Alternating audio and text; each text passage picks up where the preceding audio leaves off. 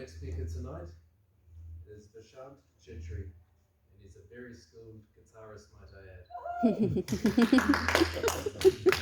The pathway for speech is persuasive influence, and his speech title is called My Biggest Regret. Please welcome Vishant.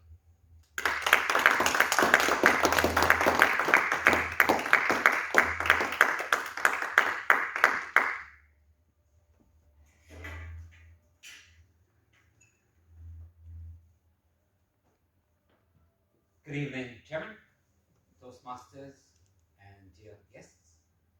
I wish I had the same aplomb of speaking as I did while playing the guitar. So that's the reason I'm here at Toastmasters. So my topic for tonight is my biggest regret / awakening. I was born to a very affluent family. My grandfather was a rich and successful man. I must say, he owned the first vehicle in the small county town of Darjeeling. Not just that, he had one hotel, and mind you, there were just 3 hotels in the 1940s. He owned one of them. And the legend goes, our ancestors were so rich, they said, if you want to measure our richness, look as far as you can see. You know, where the land ends, that's how much property our ancestors used to own. By the way, that's a lie.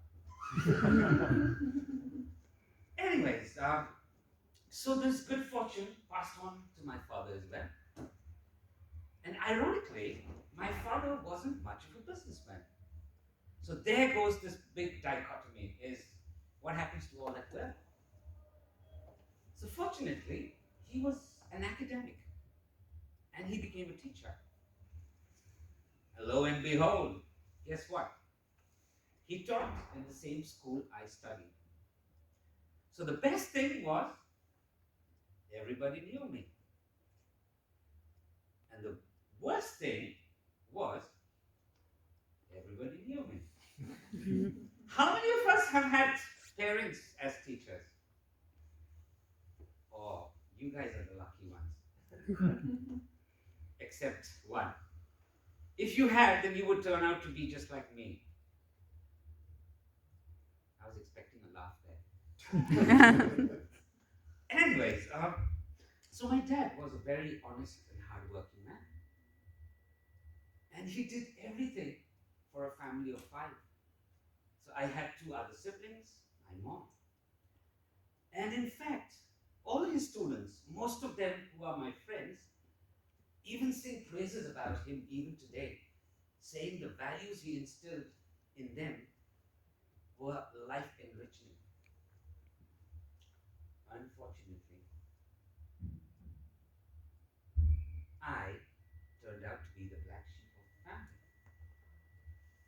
I started to take things for granted because the family I was brought up in, we had the best of everything.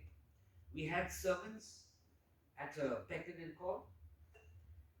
You know, I could just walk into a store, a shop, and then just pick up things on credit, just mentioning my father's name. We used to get the best seats in a restaurant and impeccable service.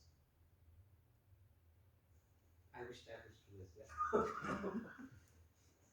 But then life moves on. I was a brat because I started taking things for granted. It was never enough for me. Like a simple thing, if I got a gift, let's say it's a cricket bat, then I would demand for the whole set. Even to this point that mothers, right? Anyone in this room who dislikes or hates their mother? My hand is still up. Because I was such an idiotic fool that I even took her for granted. And I asked her to do things that which no other son would.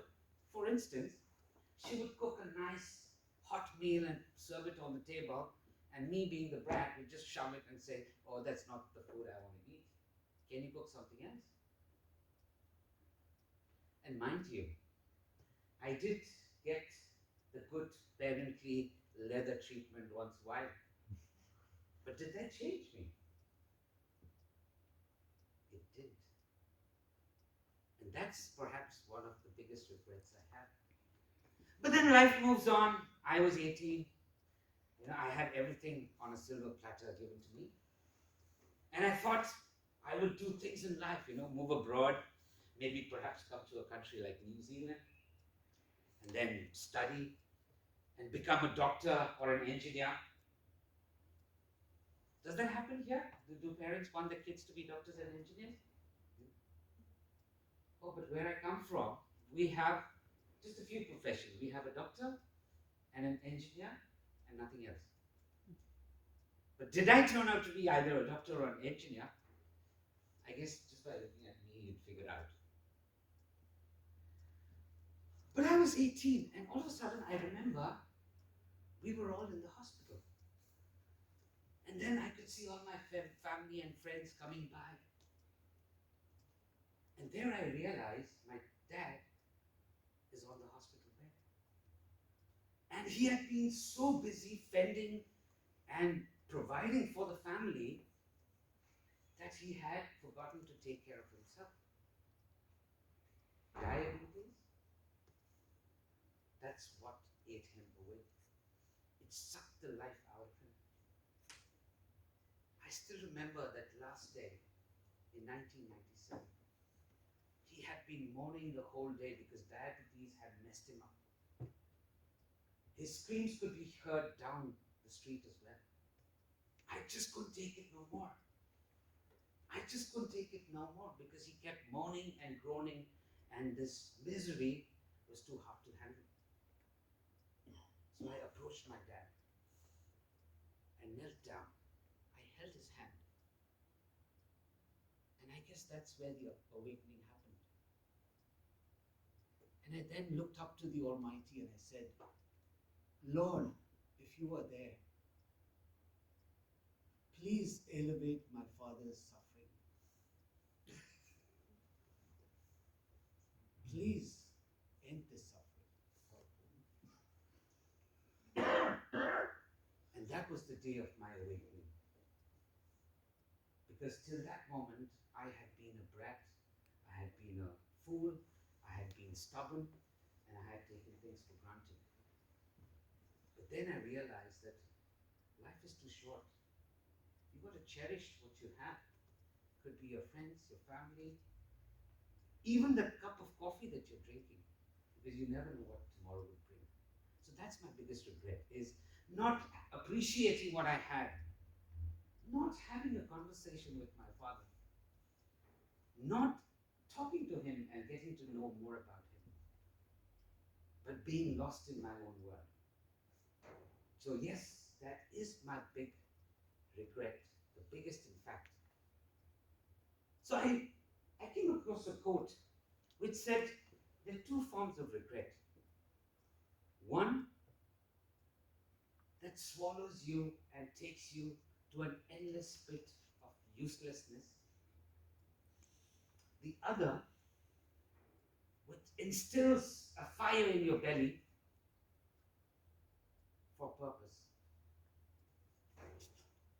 And I so desperately hope that it's the latter for me.